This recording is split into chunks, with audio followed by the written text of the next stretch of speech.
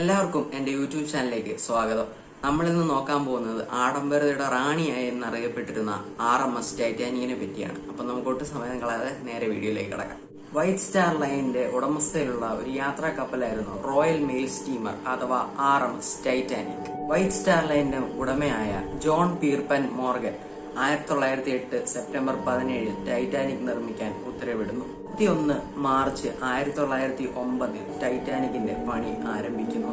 April 2 1912 ആഡംബരതയുടെ റാണിയായ Titanic രൂപം കൊള്ളും. അക്കാലത്ത് മനുഷ്യൻ നിർമ്മിച്ചതിൽ പറ്റി ഏറ്റവും വലിയ വസ്തുവായിരുന്നു ടൈറ്റാനിക്.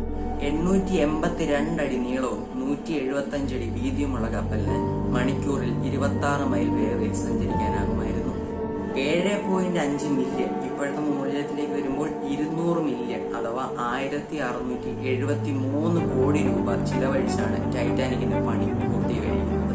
ഏപ്രിൽ 10 1912 2240 യാത്രക്കാരെയും വഹിച്ചുകൊണ്ട് ടൈറ്റാനിക് സതാംപ്ടണിൽ നിന്നും ന്യൂയോർക്കിലേക്ക് തന്റെ ആദ്യത്തെ യാത്ര തിരിക്കുകയാണ്. യാത്രക്കാർ ടൈറ്റാനിക്കിന്റെ ആഡംബരതയിൽ മുഴുകിയിരുന്നു. യാത്രാമധ്യേ ഏപ്രിൽ 15 1912 1:08 ടൈറ്റാനിക് കൂറ്റൻ മഞ്ഞുമലയിൽ ഇടിക്കും. ദൈവത്താൽ പോലും തകർക്കാൻ പറ്റാത്ത ആ കപ്പൽ ഏകദേശം 2 മണിക്കൂർ 40 മിനിറ്റ് സമയം കൊണ്ട് രണ്ടായി മുറിഞ്ഞ് അറ്റ്ലാന്റിക് സമുദ്രത്തിന്റെ അടിത്തട്ടിലേക്ക് മറഞ്ഞു. 2240 യാത്രക്കാരുള്ള കപ്പലിൽ വെറും 20 ലൈഫ് ബോട്ട് മാത്രമേ ഉണ്ടായിരുന്നുള്ളൂ. മരണസംഖ്യ കൂടാനുള്ള മറ്റൊരു കാരണമായി ഇതിനെ കണക്കാക്കും. 2240 യാത്രക്കാരിൽ അന്ന് രക്ഷപ്പെട്ടതാകെ 706 പേർ മാത്രം.